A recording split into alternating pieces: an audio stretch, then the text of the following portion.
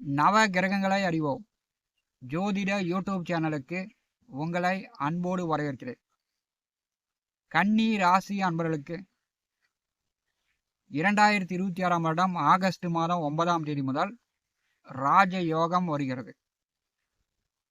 உங்கள் ராசிக்கு 11வது வீட்டிலே குரு உதயமாகிறார். உங்களுக்கு குரு பலன் வருகிறது.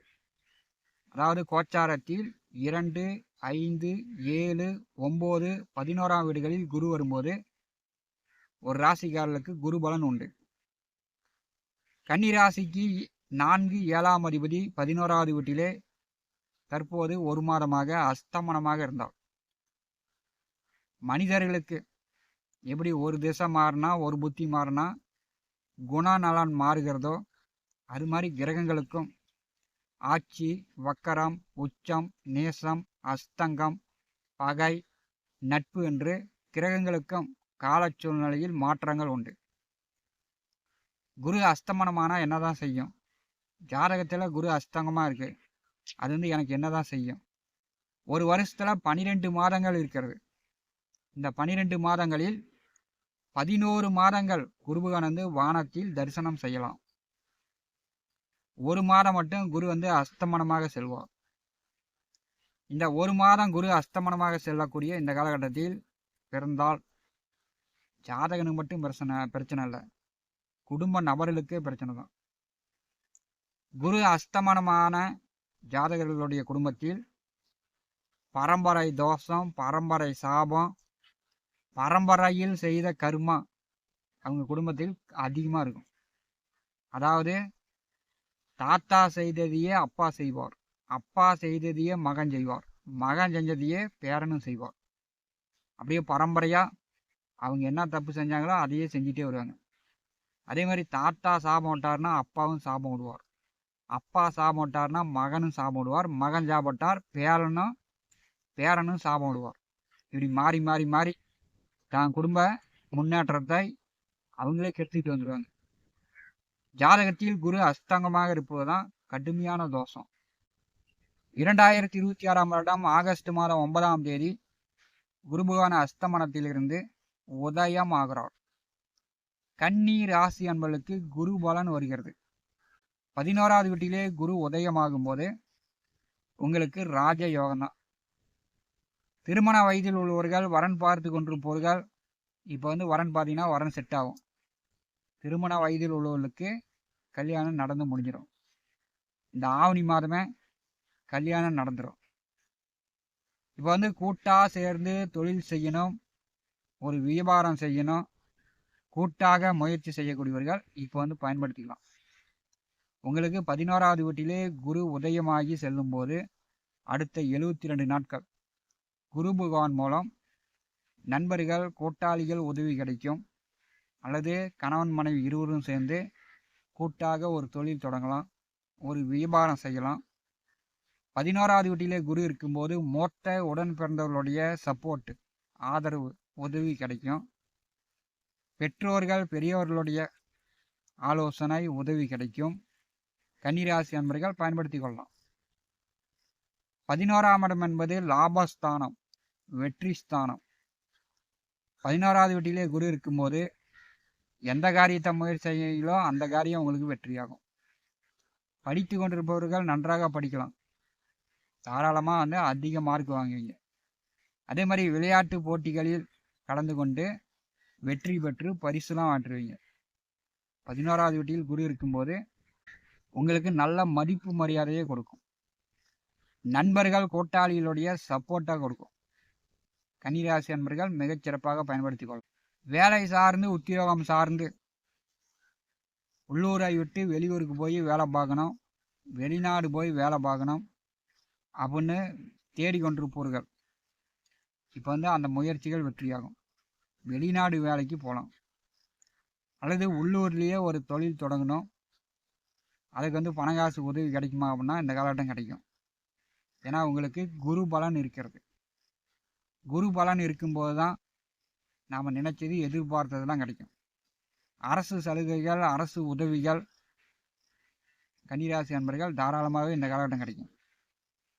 இப்போ சினிமா துறைக்கு முயற்சி செய்யக்கூடியவர்கள், சினிமாவில் போய் நடிக்கணும், சினிமாவில் போய் பாட்டு எழுதணும், சினிமாவுக்கு போய் கதை எழுதணும், அல்லது நான் வந்து படம் எடுக்கணும் அப்படின்னா இந்த காலகட்டம் கன்னிராசி என்பவர்களுக்கு குரு பகவான் வந்து சப்போர்ட் பண்ணுறார். 4 7ஆம் அதிபதி 11வது வீட்டில் இருக்கும்போது உங்கள் வெற்றிக்கு குரு பகவான் வந்து சப்போர்ட் பண்ணுறார். இது வந்து ஒரு ராஜ யோக காலகட்டம். காலபுருஷனுக்கு 4ஆம் இடம் தான் கடகம். அது வந்து பார்த்திங்கன்னா நிலம், சொத்து, விவசாயத்தை குறிப்பது. விவசாயம் செய்து கொண்டிருப்பவர்கள் தொழிலை வந்து விரிவுபடுத்திக்கலாம். ஆட்டு பண்ணை, மாட்டு பண்ணை, கோழி பண்ணை, இந்த மாதிரி தொழிலை வந்து விரிவுபடுத்தி கொள்ளலாம். நல்லா வெள்ளாம் பண்ணிக்கலாம். நல்ல வருமானத்தை கொடுக்கும். ஜீவ சமாதி, பாத யாத்திரை, கிரிவலம், வழிபாடு ஸ்தலங்களுக்கு சென்று வரலாம். அடுத்த 72 நாட்கள் கன்னிராசி என்பதற்கு மிகச்சிறப்பாக இருக்கிறது. திருவண்ணாமலை கிரிவலம், பழனி பாத யாத்திரை, ஜீவ சமாதி வழிபாடு, சித்தர்கள், மகான்களை கன்னிராசி என்பர்கள் இந்த காலகட்டம் தரிசனம் செய்யலாம். 11வது வீட்டிலே குரு உச்சமாக கிழக்கே உதயமாக செல்லும்போது அடுத்த 72 நாட்கள் கன்னிராசிக்கு ஒரு சிறப்பான காலகட்டம். கன்னிராசிக்கு 7வது வீட்டிலே சனி பகவான் வந்து வக்கரகதியில் செல்கிறார்.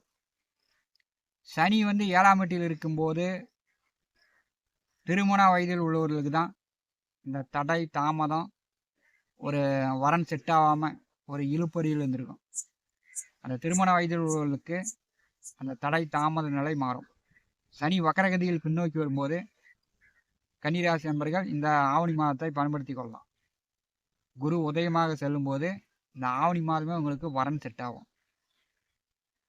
பார்த்தீங்கன்னா கணவன் மனைவிக்குள் சண்டை சச்சரவு இருக்குது, ஒரு பிரச்சனை தீர்க்க முடியல அப்படின்னா இப்போ வந்து பெரியோர்கள் வந்து அறிவுரையாக ஆலோசனை சொன்னாங்கன்னா கணவன் மனைவிக்குள் பிரச்சனை தீர்ந்து போயிடும். சண்டை சச்சரவு இல்லாமல் ஒற்றுமையாக வாழலாம். கன்னிராசி நண்பர்கள் இந்த குரு உதயத்தை நீங்கள் வந்து பயன்படுத்தி கொள்ளுங்கள். அதாவது ஒரு திசை மாறினா இன்னொரு திசை எப்படி யோகத்தை கொடுக்கிறதோ, அல்லது ஒரு திசை நல்லா இருக்கும்போது அடுத்த திசை வரும்போது எப்படி கஷ்ட பலனை கொடுக்கிறதோ, அது மாதிரி கஷ்டம் தீர்ந்து உங்களுக்கு நல்ல யோகத்தை கொடுக்கக்கூடிய ஒரு காலகட்டமாக இந்த குரு உதயம் கன்னிராசி என்பதற்கு இருக்க போகிறது.